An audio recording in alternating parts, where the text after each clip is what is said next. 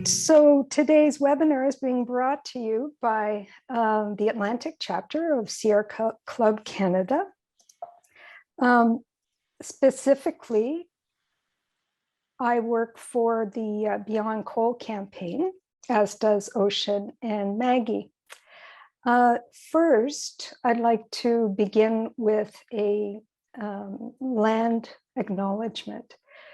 The area that we call Atlantic Canada is the territory of a number of Indigenous peoples, the Mi'kmaq, the Passamaquoddy, the Wolastoqiyik, the Beothuk, the Innu, and the Inuit. I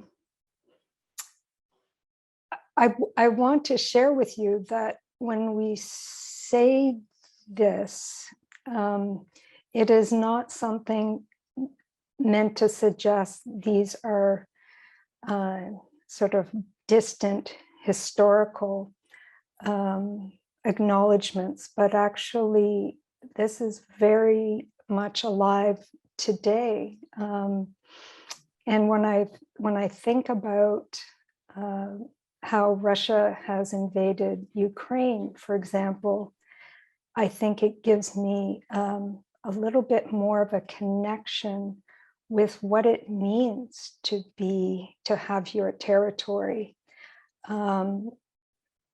invaded and see your people killed. So I want to invite people to look at our land acknowledgement on our website, which Ocean will post in the chat when you get a moment, and you'll learn about primarily the people of Kjipuktuk, which is where I'm based. Kjipuktuk is also known as Halifax. And when I was researching the land acknowledgement to write about it, I learned about the harbor full of walruses, and it's just a remarkable place more than a century ago. Okay. So our Beyond Coal campaign started in January of last year. And if you go to our website, beyondclimatepromises.ca, you'll see some of the things that we're about. And you can see up here, energy democracy is an important piece of it. The Beyond Coal campaign is certainly about retiring coal. And we know that New Brunswick and Nova Scotia are obligated to shut down their coal-fired plants by 2030. And that is primarily because of a federal regulation. So it's really more about what will replace it. In New Brunswick currently, the Higgs government and New Brunswick Power are emphasizing small modular nuclear reactors, that they want to invest in those. And those, best case scenario, take about 10 years to make. And get all the approvals if they're actually possible to make. They've never actually been commercially made in North America. Newfoundland is talking about building yet another mega dam, which would be more than twice the size of Muskrat Falls, for anyone who's familiar with Muskrat Falls. And as those of you who may know, who live in Atlantic Canada, Muskrat Falls still isn't fully online because of software issues. Nova Scotia Power, on the other hand, is looking to build a new natural gas plant, or what we would call frack gas, because natural gas today is pretty much all fracked. So it's a little concerning that those are the kind of go-tos. And all of this would be tied together in what the provincial and federal governments are referring to as an Atlantic loop. Now, this Atlantic loop would require building new transmission lines and new interties between the provinces. It would bring in hydro from Quebec, but require building a subsea cable or transmission line under the St. Lawrence, and also looking at building a second subsea transmission line from Newfoundland to Nova Scotia. The utilities will tell you that they anticipate the negotiations alone between the various levels of government, provincial, federal, municipal, and First Nations would take 7 or 8 years. So 2030 is not looking good because it's going to be pretty hard to have shovels in the ground even by 2030 if the plan is as I've just outlined. But I don't want to make it sound like Atlantic Canada is the only part of Canada that's failing. Last November, the government released a report from the Auditor General's office, which is part of the report, I guess, is signed off on by the Commissioner of the Environment and Sustainable Development, which is part of the Auditor General's office at the federal level. And here is the big lesson learned from Canada's record on climate change. Canada has never met a greenhouse reduction target that it has set. So that is from the lead investigator on that report that I just showed you. And this actually goes back to 1990 when Canada began signing greenhouse gas agreements. So enter energy democracy. We think it shows a lot of promise, and unlike the slide I just showed you, at the local level, municipal level, community level, the work is actually getting done. Communities are transitioning to renewables. Energy democracy isn't something we made up. It's actually a movement. I think you can find references to it going back about a decade. It depending on the group that's speaking about it, you can have slightly different variations of the pillars of energy democracy, but these are the ones that we're emphasizing. So universal access to safe, affordable, reliable energy, community ownership and governance. This is often through cooperative models or through municipal utilities. Focus on clean, renewable, local energy. Social justice, prioritizing marginalized communities, and focus on reconciliation with Indigenous communities. And it's very much about creating local green jobs that pay well.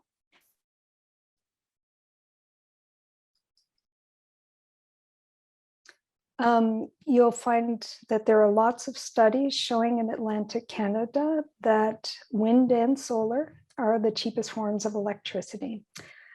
Cheaper than coal, way cheaper than coal, which price is going through the roof right now.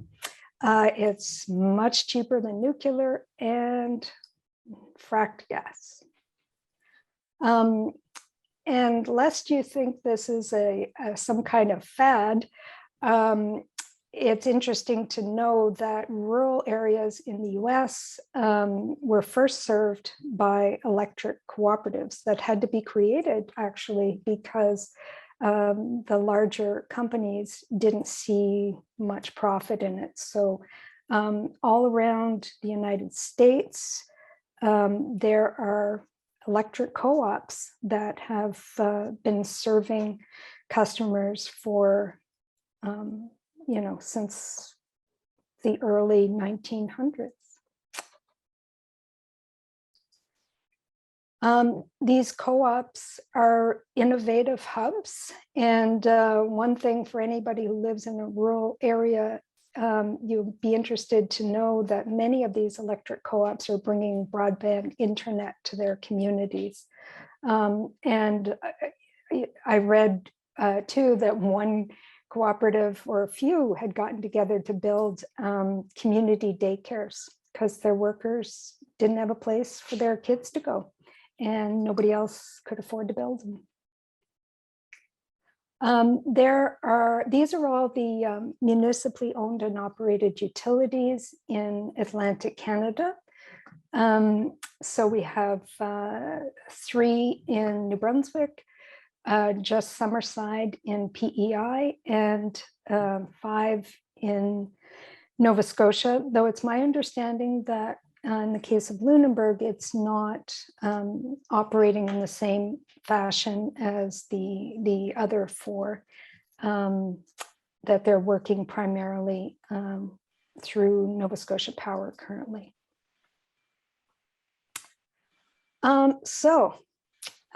It is possible to reduce greenhouse gases, transition to renewable energy, create local jobs, and so much more. And I'm going to hand it over to Greg, who will show you what the community of Summerside has been doing.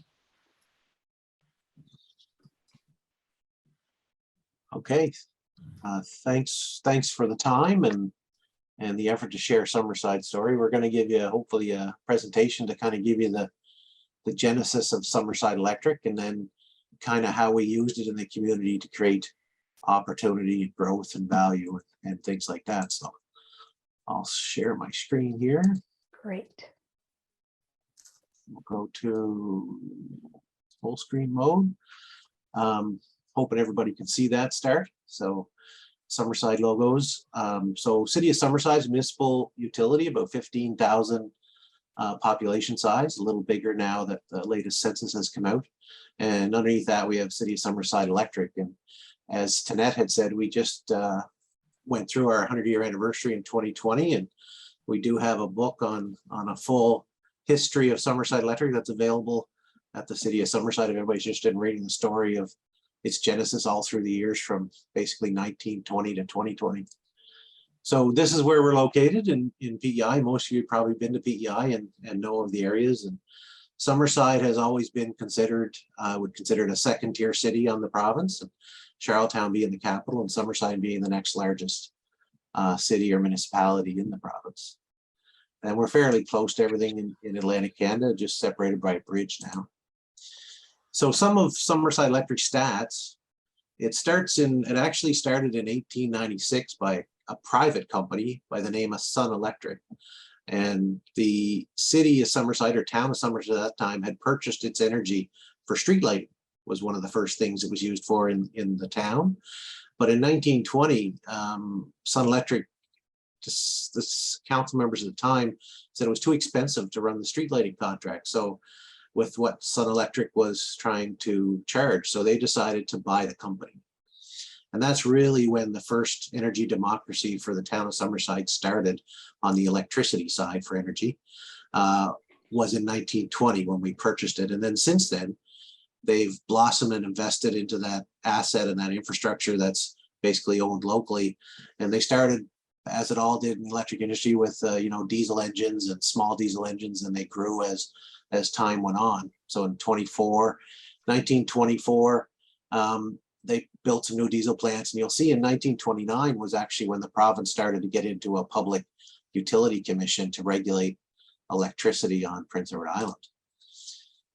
So then we started to expand as the town of Summerside, so started purchasing other assets in the community that were outside its municipal boundaries. So it started to grow. In 1939, it purchased another local utility and connected it together. And we didn't really start having anything to do with Maritime Electric until 1955. And Maritime Electric's genesis was actually a New York-based company that came in and started buying up all the local spots and connecting them all together to create a bigger system. They were just faster at it than the town of Summerside. Unfortunately, we did at one time own about a third of the island for territory, but back in 1956, there was a large sleet storm that damaged a lot of poles and assets, and the town council at the time decided to sell some of that territory to Maritime Electric, unfortunately. Otherwise, we'd be much larger than we are now. In 1977, we had a cable connection to the island, to the mainland in New Brunswick. And from then on, we largely purchased power, and we were largely a customer of Maritime Electric under its wholesale rate, similar to St. John Energy being the child of NB Power. But in 2002, we recognized the value of going the next step for autonomy, which is to start purchasing and doing our own power contracts, not sleeving it through our provincial counterpart. So in 2002, we went out in the open market and started buying power from wherever we could find the best source for us and our needs. In 2002, we purchased from Nova Scotia Power as the Mera, and we also purchased from NB Power. We also purchased from a company, Wisconsin Power, up in just in northern Maine. So in 2006, the link got exceeded in PEI, and it wasn't until 2017 that it was replaced and upgraded. So for those 11 years, there was a lot of reliability issues to make sure we had available generation on the island to take for peak shaving and peak load supply. But in 2009, and actually, sorry, in 2007, we actually did the first renewable energy contract with what is now known as West Cape Energy. And we purchased our first wind power contract from them on Prince Edward Island. And then in 2009, we constructed our own 12 megawatt wind farm from that. And then from there, with those two contracts, we were probably one of the higher integrated wind resources into an electric utility at that time. We had 46% of our portfolio being supplied with wind. And on PEI, it's important to know that there's not many other resources on PEI other than wind and solar. There's no hydro, no natural gas, no nuclear. And most homes at that time were heated with fossil fuels and very small amounts of electricity for some. A lot of wood was being burnt, those type of things. So what that meant is, since we had such a high capacity of wind, we actually had excess wind energy to use. And that led us into doing a bunch of different things on how do we use that energy locally. So we started looking at innovations to increase our load, but we wanted to make sure we increased our load in ways that didn't cost us to upgrade infrastructure. So I call it off-peak electrification. So you basically want to make sure that the load growth you entice is during the times when it doesn't affect your peak that's already there. And some of these are the stats that went back into 2016, we started doing smart meters, and we had some wind surplus every year to deal with. So that led us into a Heat for Less Now program. So with our excess energy, we said, how can we offer this to our residents? So we went in and actually did a Heat for Less program where we control the appliances and put the energy in for storage, thermal storage, and offered a highly discounted electrical rate for that control, about half the regular price. So we aggressively went after the oil industry to try to electrify it and bring down carbon emissions from the oil source to the electricity source, and matching it to our wind resource was the whole plan of that Heat for Less Now. And we also did hot water. So just to give you a quick perspective of what Summerside Electric has become, we're pretty unique even in the area of municipally owned electric utilities, where we plan, import, produce, export, purchase, transmit, and distribute energy, which is the same as Hydro-Quebec would do, same as Maritime Electric would do. We're basically our own utility and not governed by really any oversight other than the grid requirements in North America to make sure we're secure and reliable. So we have a lot of flexibility in how we can operate our electric utility. So where's our portfolio going? So we have a fairly large project in the mix called Summerside Sunbank, which is a large solar farm and battery component. And what we're trying to do is to take our renewable energy mix of wind and solar up to approximately 63% of our needs. So we'd only have to rely on roughly 37 to 38% of imports from other sources. that being either from New Brunswick or Nova Scotia or wherever we can find that imported energy. Our goal is try to get to 100% if it's attainable. That's one of our strategic goals from our council that leads it, and we're aggressively trying to get there. But we find this next one will make a big jump. I think will probably be a fairly significant asset to have at 63% integration of wind and solar on electrical grid. So what does it do? What's it consist of? Summerside Electric, we do have about 7,500 customers. We have annual sales of 147. We are regulated only by our council. So it's truly driven by our council. We're successfully able to get autonomy over our own rate setting in the community, provided the only caveat of the province was that we cannot exceed the other provincial utility rates. So we're not allowed to exceed them. If we start exceeding them, then they'll look at re-regulation over our utility. But we've been able to operate for at least 25 years now under that regime, and it's been very easy to do that and still become unregulated by the province. So all the decisions are made by council. They are basically the regulators of the utility and what it can do for the community. We have about 26 employees, so that's 26 jobs directly with the utility, and then there's offshoots from that deal with finance and billing and in engineering in different departments in the city. So there's really good employment from having the asset of energy democracy in the community locally. And the revenue is about 24 million a year for our electricity utility. So the real thing with autonomy and what energy democracy I think is for Summerside is it's rate setting. So you can actually offer aggressive discounted programs for the community, and you can actually look to social justice programs.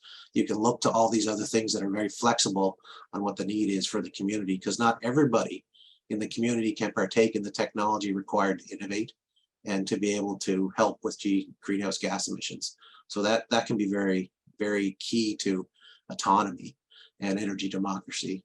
Program offerings are flexible innovations. So we're able to do research and development without getting into a lot of, how does it affect the ratepayer? What's the return on equity for that investment for R&D, where a lot of regulators are struggling in that area to allow utilities to invest in that, which holds back the industry. These type of energy democracies, provided you don't go and charge excessively to your community, that you can initiate those fairly flexibly. And the other one is energy transformations, which for us, the electric utility is changing. And you have to be also not only just providing the electrons, but you also have to service the use of them and help consumers and your customers deal with that and how to use them appropriately. And that means getting past, I call it going past the meter. So you're now having a discussion with people in their homes and how they do things.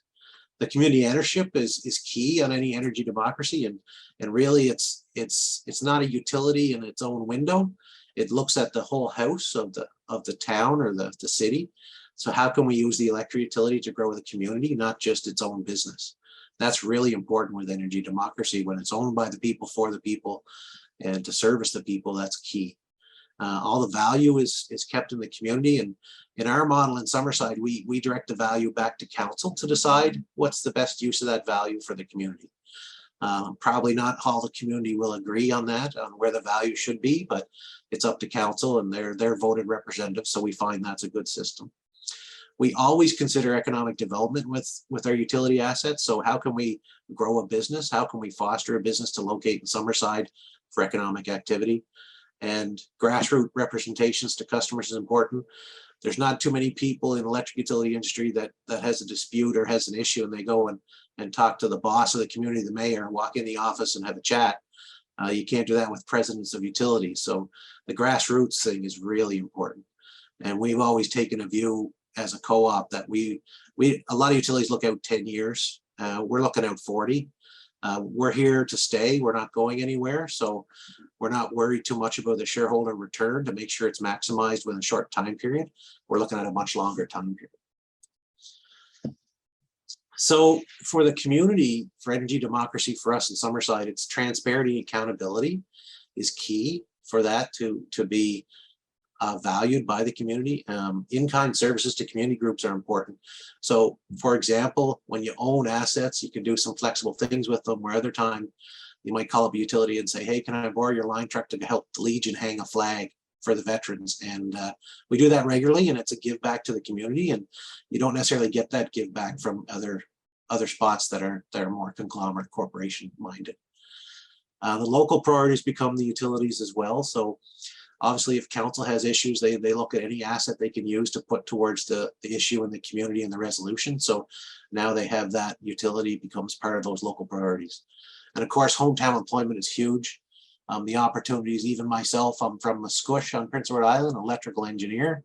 You wouldn't have a whole lot of opportunities in this part of the island to have good, gainful, long-term employment. So, and actually to have a very, how do I say, challenging job, opportunity-wise and innovative-wise. So it's really important, that hometown employment. These are just some of the people we employed over the years, and those are the basically engineers to power line tradesmen to electricians to administration staff. And you can see it's all from young to old and all through the careers. And most people that work with Summerside Electric do stick it out for a long period of time and retire in the community. So the value specifically, there's dividends to municipal government. So of that $24 million, for example, we are able to contribute to the tax fund of the city almost $5 million a year in value. So that's about a 30%, a little less 25% value of the revenue can be put back into the community for assets. And if you've been in Summerside, you'll see some of its recreational facilities are top notch, and some of that value goes to pay for those infrastructures that the community or the council at the time through the years have decided they want to promote to the community. Capital assets are huge as far as, you know, what can you do with capital assets? How can you pay for them? With another revenue source for the city, the energy democracy side opens a lot of doors for the city. So just to give you an idea, even though Summerside has 15,000 residents and Charlottetown would have, say, 35,000, our annual budget in the city, when you combine all the electric utility and taxes, it's 56 million, whereas, you know, city of Charlottetown is 60 million.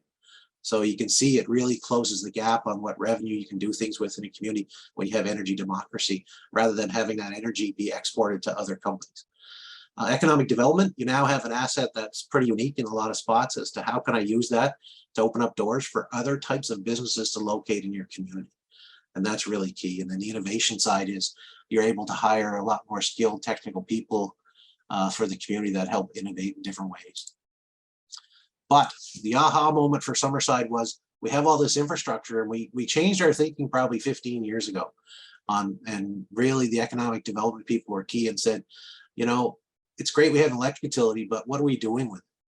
So how are we using it to leverage other options for the community, not just revenue? It's not always about dollars.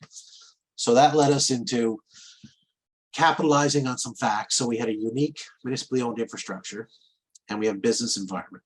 And we had a bunch of assets: wind farms, smart grid, electric vehicles, green building practice, and eco-friendly waste and water treatment facilities, which means you have to think outside the box. So some of our early barriers obviously was organization culture. So even internally to ourselves, we had to think differently. The regulations required to start looking and doing things differently were big. And, you know, what risks were there? What legal issues were there? What assurance should, you know, overcome short-term thinking? So we had to get our decision makers to buy into a longer-term plan. Lack of resources is always an issue when you try to innovate. It's not easy to innovate. It's not easy to be leading edge, but it takes a lot of extra work. And I think dedicated resources are important. Shifting priorities.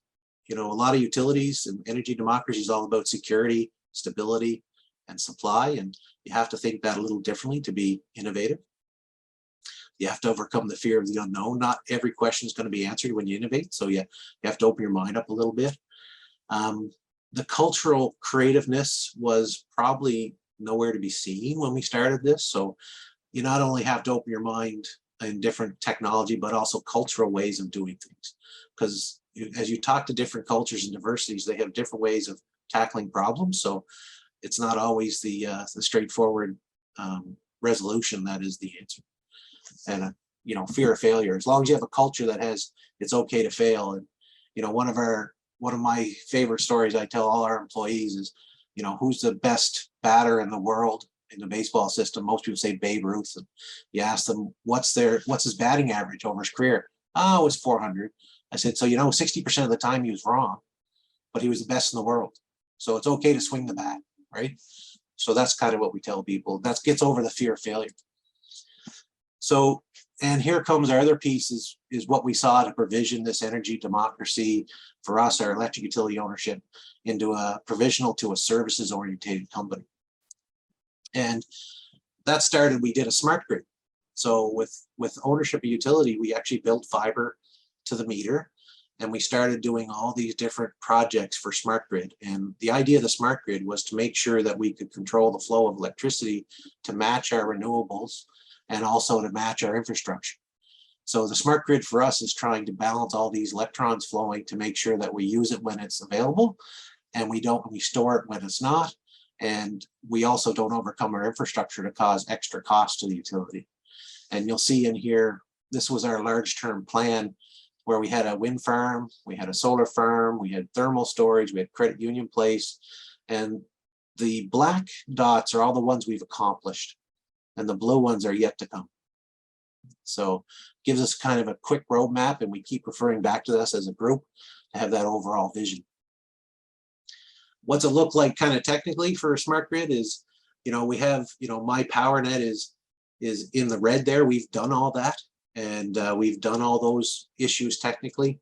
And now we're looking at the growth areas. How do we deal with our new prosumers?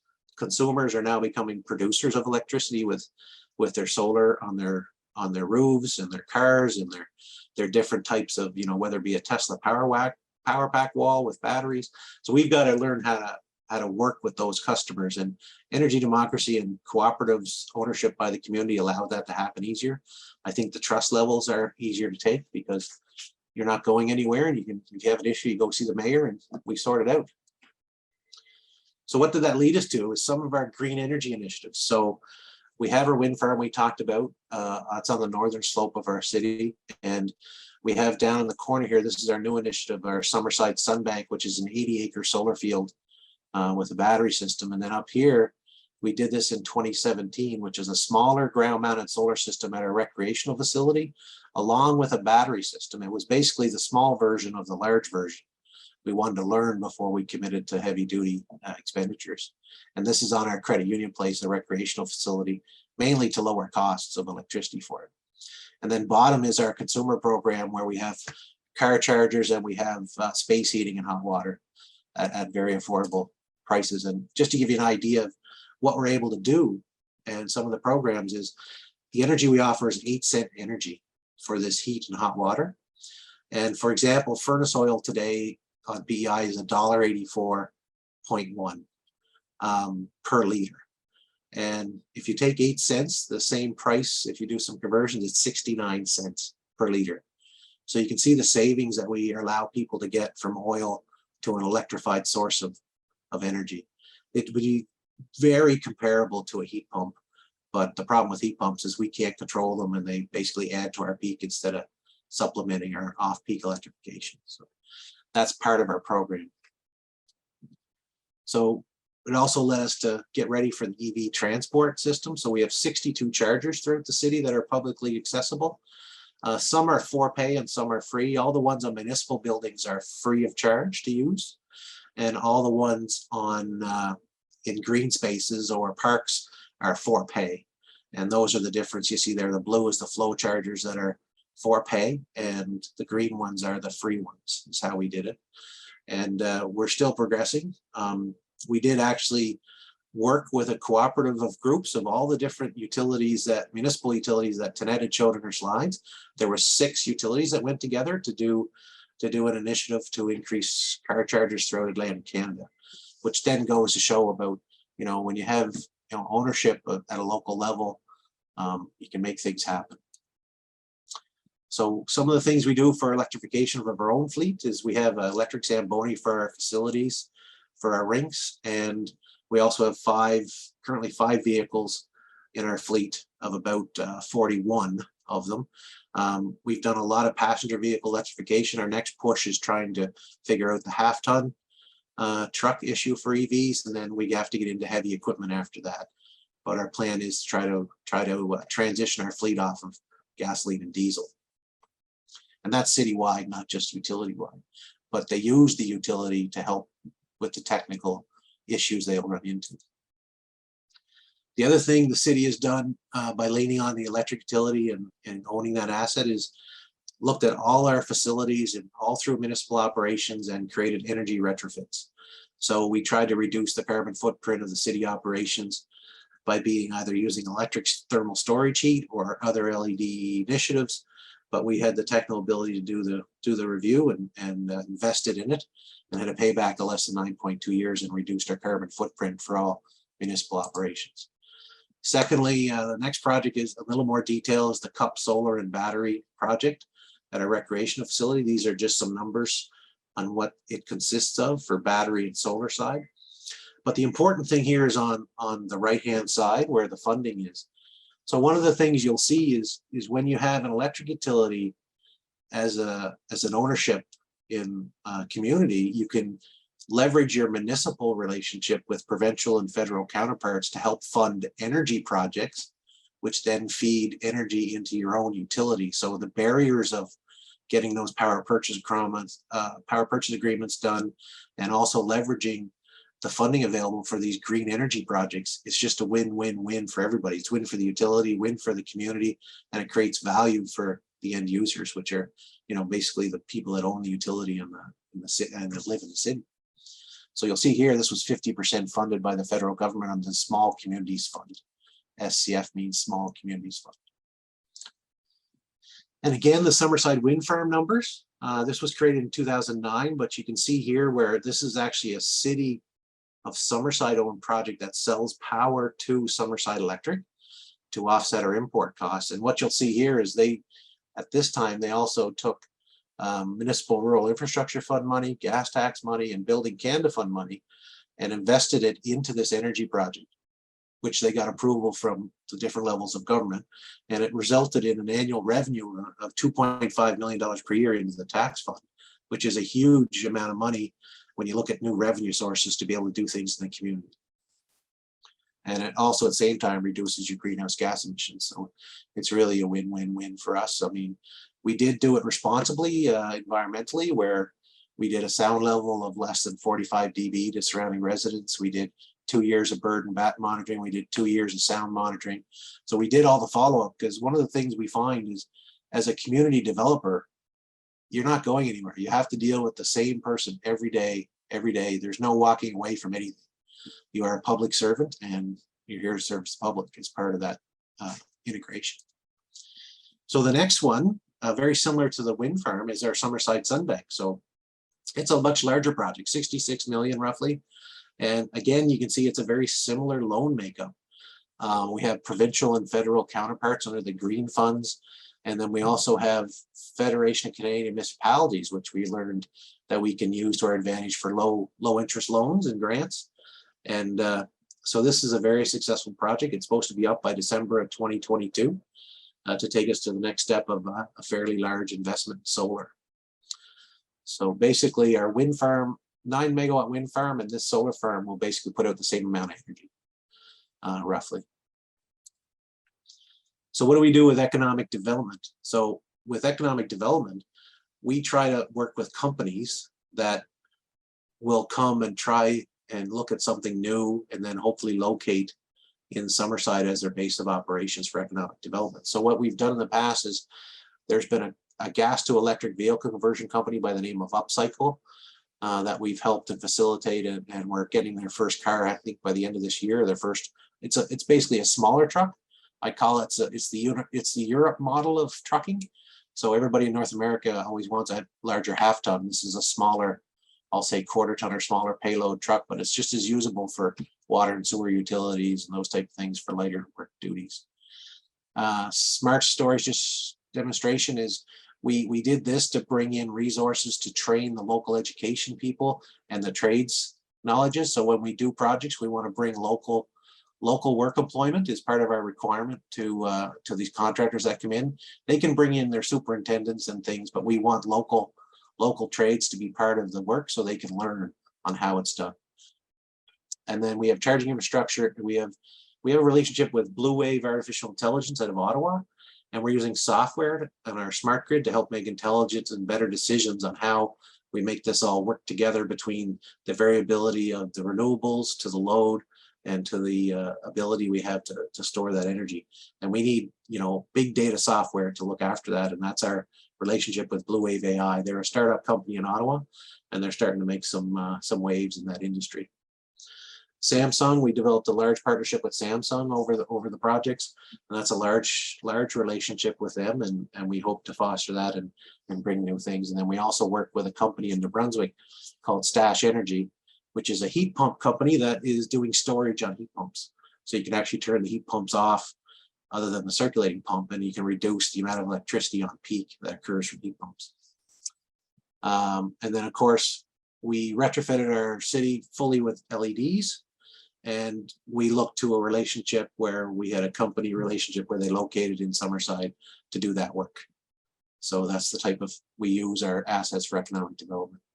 So what's it look like for net zero for us? That's the big talk of the day for where is electricity going. So for us, we see smart grid and AI as a key indicator for that, for net zero, to match everything as it's volatile, and you have to have good predictors and make good decisions. We need storage pieces, whether it be battery or thermal. And we believe our next push is going to be some type of green hydrogen production. So that's probably one of the cleanest fuels to actually burn for dispatchable renewables, which is down here.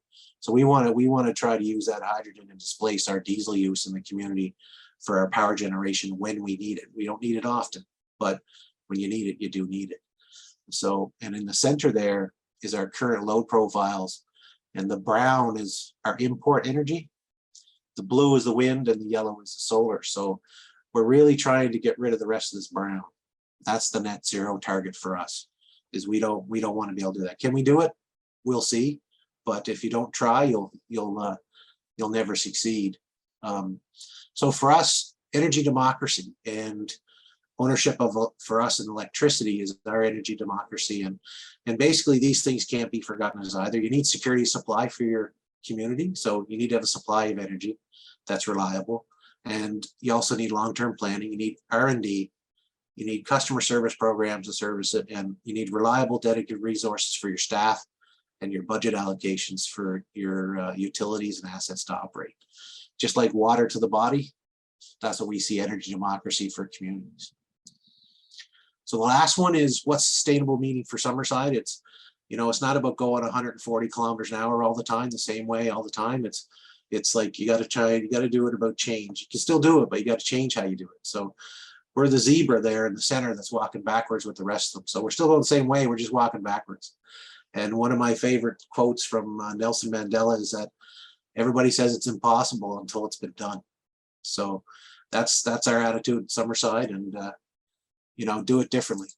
So anyway, thanks for your time. I hope you enjoyed what we're doing in Summerside, some of the high level stuff. If anybody has any questions or follow up after, if you think of something, and just give us a ring and we'll see what we can help you with. That's fantastic, Greg. Thank you so much.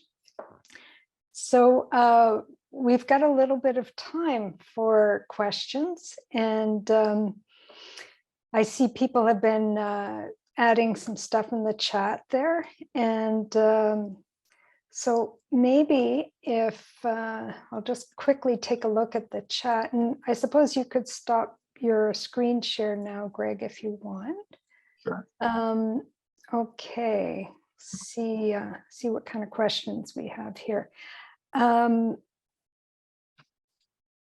So Anne had a question: do you import off island or to other island communities? So that's your imports. Sorry, what was the question again? Do you import off island? Yes, mainly yes, we do. We don't import from Maritime Electric at all. Right. It's all from off island, and that's what we're trying to be energy independent as well as energy ownership. So at the end of the day, we see the imports as great, they're a necessity, but at the same time, it's not always from the greatest sources of energy either. So there's two plays there. One is the value of those imports that we could keep locally for value, and the second is the status of that energy based on the environmental footprint of it. Mm-hmm. Yeah. Susan, you have your hand up. Do you want to unmute yourself and ask your question? Sure. Well, just first of all, thank you, Greg. Fantastic presentation. So very inspirational. We've been having a discussion kind of along these lines, very high level in New Brunswick, and I'd be really interested to know your comments on it. And it comes back to the fact that you were able to reduce your rates for your clients. So in New Brunswick, we have a public utility, and the debate is whether we want to hive off and let communities go off on their own and build their own thing and offer cheaper rates to their customers, which would in fact pull revenue away from our public utility and create them to raise rates for everybody else. So it would be almost like a public-private health system is what we're concerned about, that we'd have some of the more well-off communities that would have cheaper rates, and then the communities that don't have enough resources to do their own thing would be stuck with this deteriorating public system and have to pay more and get lousy service. So that's what the debate is right now in New Brunswick, which way we want to go. And I'd be really interested to hear what you have to say about that. That's a complicated question for sure. You need to know the details, but a lot of utilities talk about stranded assets when customers leave. And the stranded assets are those that are left over that they don't necessarily get the volume of energy on. So if it's progressed in a way with the utility in mind, it doesn't have to happen all at once. So what I would say to that is if it's a good progression with the utility revenue model in mind, I think it's transitional rather than abrupt. So what I mean by that is, for example, let's take New Brunswick Power has a load growth of say 2% on its system every year. So let's say 2% of load growth on, say, I'm going to guess 2,500 megawatts, just from what I know, for a peak is, let's say 2%, it's like, say, that would be what, 50 megawatts or so. So then you look at communities and say, which loads have 50 megawatts? Well, maybe if the utility doesn't have to look after their needs anymore, right? Because that's part of separating. You have to be independent, so you have to look after your own stuff. And then instead of saying, well, I'm not going to lose 500 megawatts, you're going to lose 50 a year for your load growth, and you kind of slowly taper off and create energy democracy or energy ownership where it makes sense in the province. So it's about the plan and working with the utility, because it is a Crown corporation. So it's about that transitional piece. I think they all get nervous when they talk about opening the floodgates and then everybody leaving, but we had a very similar discussion with Maritime Electric when we left in 2002. They said, oh, well, you're leaving, I said, well, you guys say you don't make any money off us anyway, because we're already getting too low a rate as it is for wholesale. So we got right into their revenue model and looked at, cost of service ratios per customer class and things like that. So, they have to prove that you're contributing to their profitable or to their debt payment. And it's not insurmountable, but I don't think it's a free ride. I think just like in Summerside, we had to buy Summerside Electric, right? So back in 1920. So 100 years later, 2020, well, you should be talking about buying the system from NB Power and what that financial transition looks like. And then as long as their needs are met, then you can make a good decision on whether or not the energy democracy can actually be transitioned to a cooperative ownership. I think that's a fair discussion to have with the utility, because, and that way it shouldn't, if it's done correctly, it shouldn't impact other parts of the province because they've assessed it, right, as when that transition happens. That's how kind of I would go about it. That's a great answer, Greg. Thanks so much. Yeah. And, just as a follow-up point. Yes, Greg. In New Brunswick, you'll find that I believe the city of Edmundston successfully lobbied twice to the NB Power utility and to the government to actually take territory back in in city of Edmundston, where there was actually customer exchange between NB Power and city of Edmundston, or the village of Edmundston. So the precedent is there, and if you want to look those up at how those occurred, I think that's a great model to start with. And perhaps that answers another person's question, which was, how would you see this being replicated elsewhere? For example, how would Halifax Regional Municipality be able to do something like this? Commitment, perseverance, and dedication for one. Second is you have to start obviously with the current regulation and laws and legislation in place in the area. So I know with us, our legislation talks about territories, because a lot of energy right now is a monopoly system for electricity anyway. So that I'm familiar with. So you have that, start that discussion at the provincial level first, and then figure out how that works. And it could be a bit more difficult with Nova Scotia. They're a privately held company there, and they're probably not so willing. We've had similar discussions with our own provincial utility here in PEI, Maritime Electric, and they're basically a private company held by Fortis. And it's been really difficult trying to get them to move in any type of discussions of changing customers, expanding our territory, because we've been trying for years and years and years of doing that, decades even, and every time it's a brick wall we hit. But I think the only way it will happen in privately held electric utilities is for the province to legislate that effect to change. Yeah. And I would add that in order for the province to, any of the provinces to change legislation, there's going to have to be, a bit of a groundswell from the public saying that we realize now that actually it is possible to transition to renewables. We don't have to wait another 5-10 years. We can be doing this now on a much larger scale. Maybe you could just say something, Greg, about the solar project. Like once this new larger solar project that you're building in Summerside, once you put shovels in the ground, how long does it take to build? So originally it's almost a 2-year project when you look at the start to the end, because of the long lead equipment during these days of COVID supply chains.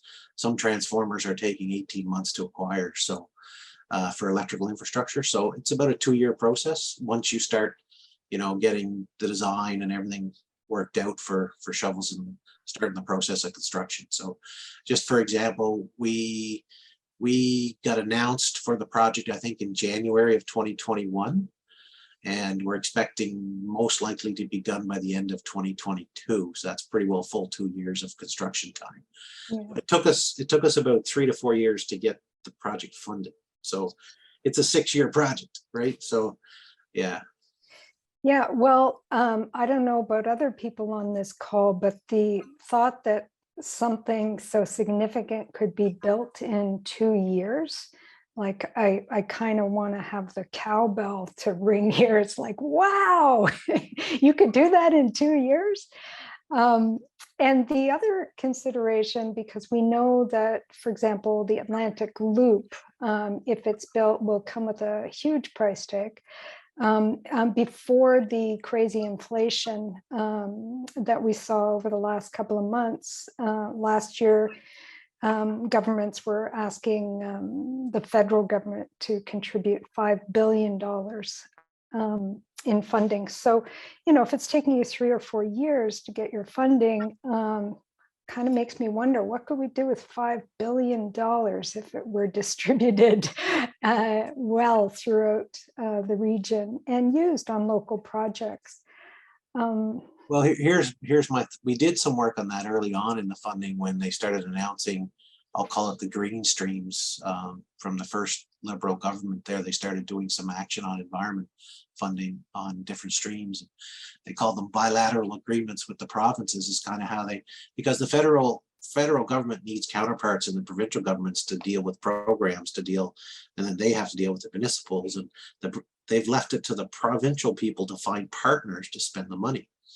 So a lot of those, program fundings are, 33% funded, 66% funded, provincial, federal levels, and then they need a partner to fund the rest. Very few are 100% funded, unless it's a provincially led asset, which some don't do very much. So for us, the partnerships of municipalities helps the province and federal find the money to spend that money on good projects, because it's even harder to find good private industry partnerships that want to partner with government, because a lot of private industry find government too slow, too bureaucratic, those type of things. So there is some issues with trying to roll out the funding to get change to happen in the energy sector, for sure, but it's definitely starting to hit mainstream now, that's for sure.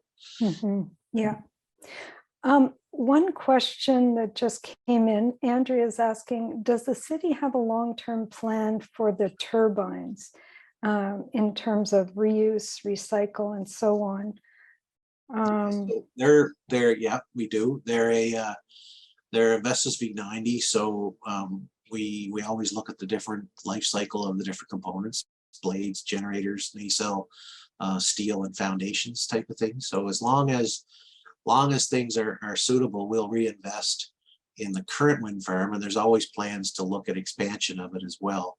We have a current long-term plan to replace our current power purchase contract with West Cape, and either look at redoing that contract with West Cape or actually building our own to supplement that wind energy that we would be expiring in the power purchase contract.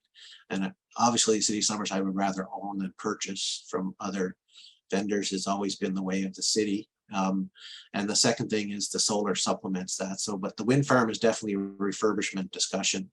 And so one thing I didn't mention on the projects, when we go to do projects, we look at readaptation of land use as well, since we're a city and have limited land base. So the wind farm is built around a landfill, decommissioned landfill, so there wasn't going to be much reuse of that land.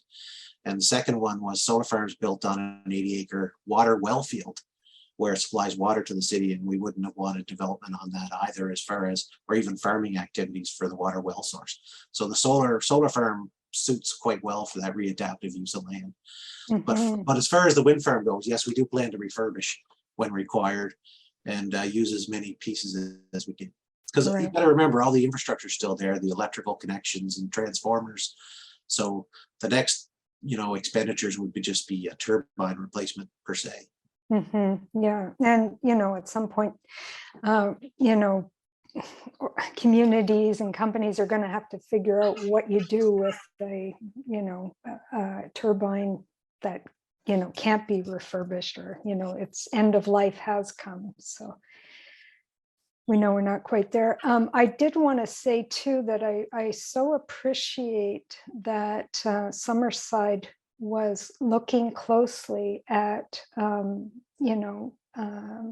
migration of birds and the condition of the land and the noise decibels, because that isn't happening with so many of the larger companies and foreign companies that come in and say, hey, we like that spot over there for a wind farm. And community members are having to explain that actually that's, part of a wildlife corridor. You can't mess with that, So local has so many advantages. Yeah, we had the same issue at our own wind farm siting. Malpec Bay is actually an international Ramsar bird migratory path site, where they stop in to feed and they fly back and forth across. Summerside is probably the smallest width of the PEI, so they tend to fly to the north and south shores to feed a lot before the next step of the trek. So we had to do about 3 years of studies before we sited the farm to make sure we weren't in the paths of the bird migratory paths, things like that. We had to adjust it's important to be mindful of your environmental impact at all times. Yeah, the very fact that you're aware of this and considering it is actually kind of huge, because that isn't often the case with the larger utilities, as we know. I want to ask one other question, and then I'll just offer a quick wrap up before we close here. If, for example, New Brunswick goes ahead with its small modular nuclear reactors, I'm just kind of curious how people on the island feel about nuclear, and specifically, how Summerside might handle importing from New Brunswick Power. like, how much flexibility do you have now to say, you know, we don't want fracked gas, or we don't want expensive nuclear, small modular nuclear reactors? That's a great question. It goes to, I'll call it energy consciousness of where your energy comes from, right? So, and that's a great question. Currently, the atmosphere in Prince Edward Island, provincially, is no more diesel engines or no more of the high impact environmental footprint types of energy sources. They haven't gone so far as to, and that's for on island development. That's all they can control, is the on island development. So they've actually put a moratorium on diesel convention generators basically on Prince Edward Island, and look at other ways of doing it.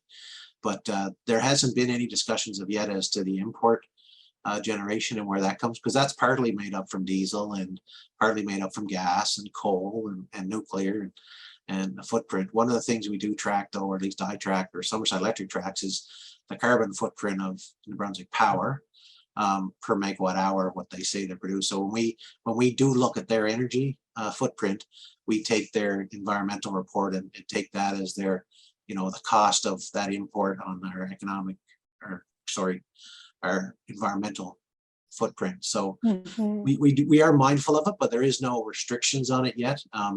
We're kind of a beast of necessity, so you do need that energy. So, you know, we're very thankful for MB Power that has the access and ability to provide it to us, right? So, because we are an island, but energy security for PEI is a topic of discussion, and I think there's been lots of studies out there as to, you know, as we dwindle our diesel fleet, what do we do for security?